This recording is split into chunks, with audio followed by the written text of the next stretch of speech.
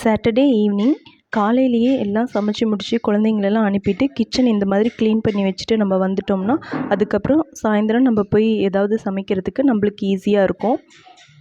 இன்றைக்கி பாப்பா பார்த்திங்கன்னா ஈவினிங் ஸ்நாக்ஸ்க்கு வந்துட்டு கடலக்காய் கேட்டிருந்தா. நான் இந்த மாதிரி தான் வாங்கி ஸ்டோர் பண்ணி வச்சுக்குவேன் பச்சையாக. நம்ம வேணும்னா வறுத்துக்கலாம், இல்லை வேக வைக்கிறதுனாலும் வேக வச்சுக்கலாம். ஃபுல்லாக வறுத்ததை நம்ம வாங்கினோம்னா அது வேக வச்சு சாப்பிடும்போது அதோடய டேஸ்ட் டிஃபர் ஆகும்.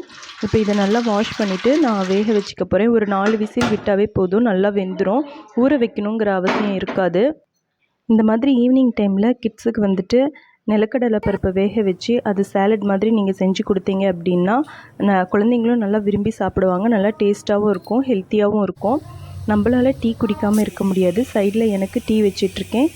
டீ குடிச்சிட்டு அதுக்கப்புறம் நாங்கள் 3 பேரும் உட்காந்து நிலக்கடலை பருப்பு அதை வேக வச்சதை வந்துட்டு நல்லா சாப்பிட்டுட்டு அதுக்கப்புறம் என்னோடய ஈவினிங் ரொட்டீன் நான் ஸ்டார்ட் பண்ணுவேன்.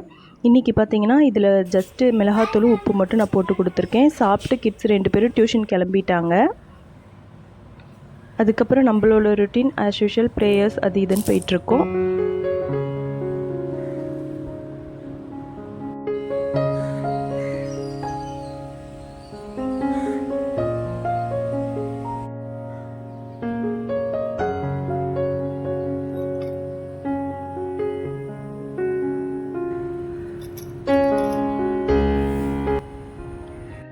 எல்லாமே முடிச்சுட்டு நைட் ரொட்டீனுக்கு வந்தாச்சு. நைட் இன்றைக்கி பார்த்திங்கன்னா சப்பாத்தியும் உருளைக்கிழங்கும் முட்டைக்கோஸ் மட்டும் போட்டு குருமா மாதிரி ஒன்று வைக்க போகிறேன்.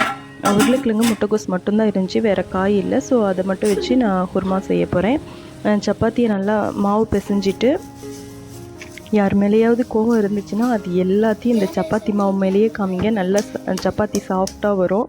இப்போ நம்ம குருமா ரெடி பண்ணிக்கலாம். குருமாவுக்கு ஒரு குக்கர் வச்சுட்டு அதில் எண்ணெய் ஊற்றிட்டு சோம்பு, பட்டை, கிராம்பு, வெங்காயம் இதெல்லாம் போட்டு நல்லா தாளித்து விட்டுட்டு நான் முட்டைக்கோசும் உருளைக்கிழங்கும் கட் பண்ணி வச்சுருக்கேன்.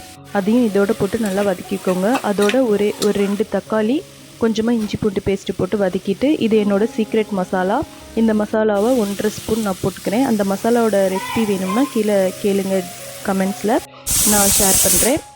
நான் இன்றைக்கி தேங்காவோட கொஞ்சமாக எள்ளு சேர்த்து அரைச்சி நான் குருமாவில் சேர்த்திக்க போகிறேன். நீங்கள் பொட்டுக்கடலைக்கு பதிலாக இந்த மாதிரி எள்ளு சேர்த்து செஞ்சு பாருங்கள், நல்லா டேஸ்ட்டாக இருக்கும். குக்கரில் 2 விசில் வந்தோடனே அந்த தேங்காவை அரைச்ச தேங்காவை அதில் சேர்த்து நல்லா கொதி விட்டுறலாம்.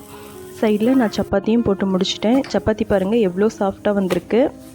நான் யூஸ் பண்ணுறது வந்துட்டு ரேஷனில் வாங்குகிற கோதுமையை அரைச்சி தான் அந்த மாவு தான் நான் யூஸ் பண்ணுறேன். இப்போ நைட்டுக்கு குருமாவும் சப்பாத்தியும் ரெடி ஆயிடுச்சு. நைட் எல்லாருமே நாங்கள் சாப்பிட்டுட்டு இந்த மாதிரி கீழே கிளாத் போட்டு தான் நாங்கள் சாப்பிடுவோம். சாப்பாடு எடுத்து வைக்கிறதெல்லாம் பாப்பா 2 பேர் தான் பண்ணுவாங்க. நம்ம சாப்பிட்ற வரைக்கும் என்னால் எவ்வளோ வேலை வேணாலும் செய்ய முடியும். சாப்பிட்டு முடிச்சுட்டா என்னால் செய்யவே முடியாது. கடைசியாக சாப்பிட்ட பிளேட்டெல்லாம் அவங்கவுங்களே கழுவி வச்சிடணும். பாப்பா சாப்பிட்ட பிளேட்டு பாப்பாவே கழுவி வச்சுருவாங்க 2 பேரும். அவங்க அப்பாவதும் சேர்த்து கழுவி வச்சுருவாங்க.